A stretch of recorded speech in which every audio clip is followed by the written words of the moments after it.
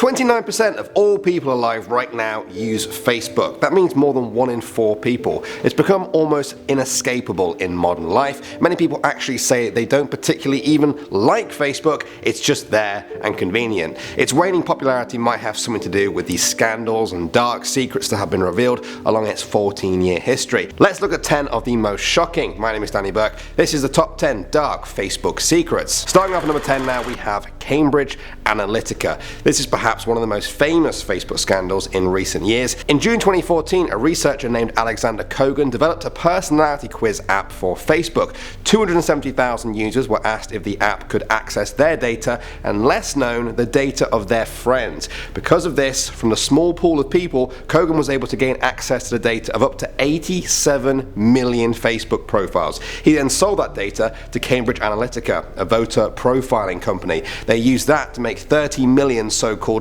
psychographic profiles about voters. It was eventually revealed that the company had used their information to influence things like the US election, the Brexit referendum, and a number of other big political events over the past few years. When the spotlight turned to Facebook, they said the users consented to give the app their data, but this wasn't good enough for many people who felt Facebook could no longer be trusted with their information. Moving on to number 9 now, we have reading messages. In the wake of the aforementioned Cambridge Analytica scandal, many people started downloading their Facebook data to see what exactly Facebook had stored on them. Many people expected pictures, status updates, perhaps a list of their friends. However, they found a lot more than that, and people started sharing their discoveries on Twitter. One user found that Facebook had recorded the data of every call he'd ever made, including the time and duration, as well as data about every last text message I've received or sent. Actress Emma Kennedy tweeted that her data revealed Facebook had recorded every phone number in her contacts, every social event she ever went to, a list of her friends' birthdays, and a list of every text she'd ever sent. Facebook responded by saying they take nothing that the user doesn't agree to at some point or another. Do you guys think it's the fault of the user, or are Facebook overstepping a boundary? Next up at number 8 now, we have divorce. Did you know Facebook is said to cause divorce? According to a 2009 survey in the UK, around 20% of divorce petitions included some kind of reference to Facebook. It's thought that Facebook was causing people in marriages to worry about their spouse's contacts and relations with other people on the site. Researchers claim that high levels of Facebook usage can cause in-Facebook related conflicts, which lead to breakups and even divorce. Facebook jealousy, partner surveillance, ambiguous information, and online portrayals of intimate relationships are just some of the facets of this phenomenon. Quite often, partners on one side of the divorce report feeling neglected and having low feelings of passion and intimacy in the relationship. Have you guys ever been involved in or witnessed a relationship breakdown due to Facebook? Next up at number 7 now, we have Facebook stalking. It's an elephant in the room when it comes to using Facebook. The more you put out there, the more likely it is that someone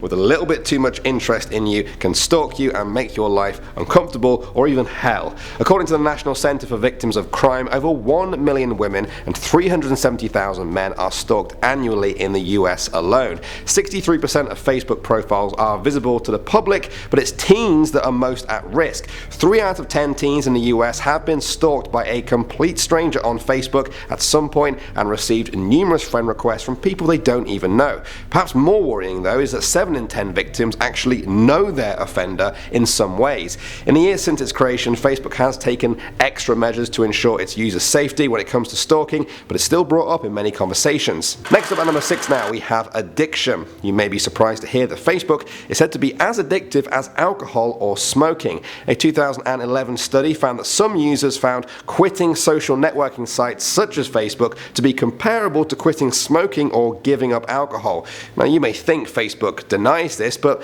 they kind of admitted it. At least Sean Parker did. He's the billionaire early Facebook investor who has claimed Mark Zuckerberg knowingly made Facebook as addictive as possible. He said in the early days, Facebook's entire goal was to consume as much of your time as possible. If you'd like an anecdotal story about how addictive Facebook can be, how's this? In 2014, it was reported that the site went down for about 30 minutes, which prompted several users to call the police due to severe withdrawal symptoms.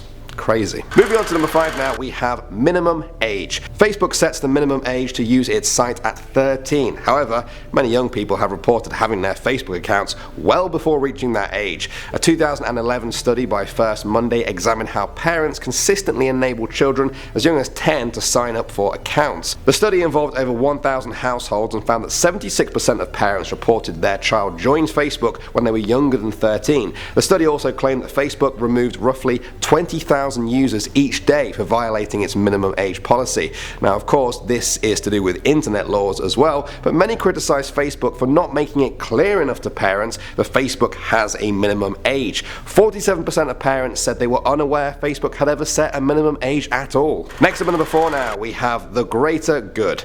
Many people were outraged after a 2016 Facebook memo got leaked, revealing a dark side to the company. The memo, published by BuzzFeed, was written by a Facebook vice president, Andrew Bosworth. In it, he argued that Facebook's growth is more important than any safety concerns. One specific quote seemed to disturb people more than all others. Bosworth said, "Maybe someone dies in a terrorist attack coordinated on our tools, and still we connect people. The ugly truth is that we believe in connecting people so deeply that anything that allows us to connect people more often is de facto good." Of course, Bosworth claiming that terrorists using Facebook to help them kill innocent people is still a good thing did not go down well with the public. He admitted writing the memo but said he didn't necessarily agree with it. He only wanted to start a conversation about the topic. Most people didn't buy that though, and Facebook made the news in all the wrong ways. We have cookies. In November 2011, an article published by USA Today claimed that Facebook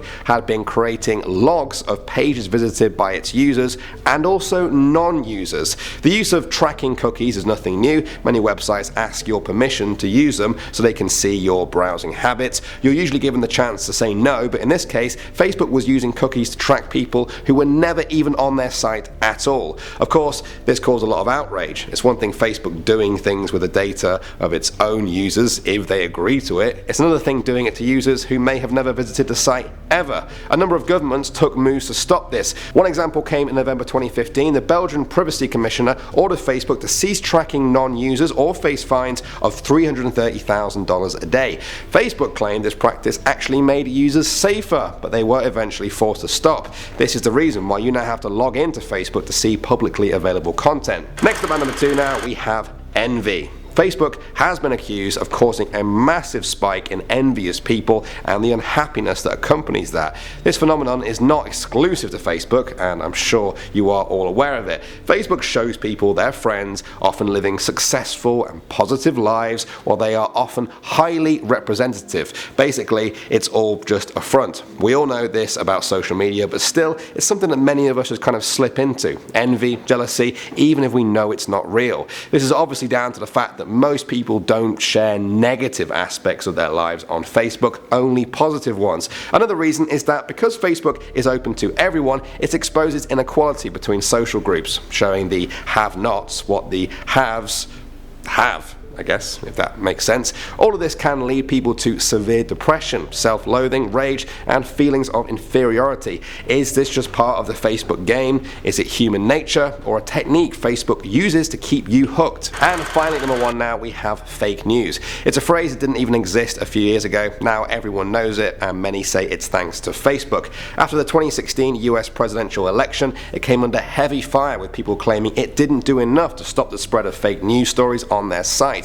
Some even went as far as to say Donald Trump would not have won if the fake stories that helped his agenda were not so widespread. Now, many of you guys may be young or tech savvy enough to know a fake news story when you see one, but many old generations who use Facebook grew up in a time when news stories were arguably a lot more credible, at least the main sources of news were. These days, more than 40% of Americans say they get their news from Facebook, with titles such as Pope Francis endorses Donald Trump or Obama admits he was born in Kenya. It's no wonder that people are concerned. These stories were shared by millions of people without a single shred of evidence to back them up. The people behind these fake articles are motivated by quick cash through the adverts on Facebook. That's not inherently Facebook's fault, but they have since since admitted they could do more to curb the spreading of fake news on their site. Whether they like it or not, this little website made in a college dorm back in 2004 now has the power to sway global politics, and it's learning to take the responsibility that comes with that. Well, that is all I have to say on that. What do you guys think about Facebook? Do you think they're just an easy target because they're the biggest social media site in the West, or do you think the company wields its immense power in shady ways, all in the name of profit? Let's hear your opinions in the comment section down below. Thanks for watching. As always, my name is Danny Burke, and I will see you all in the next video.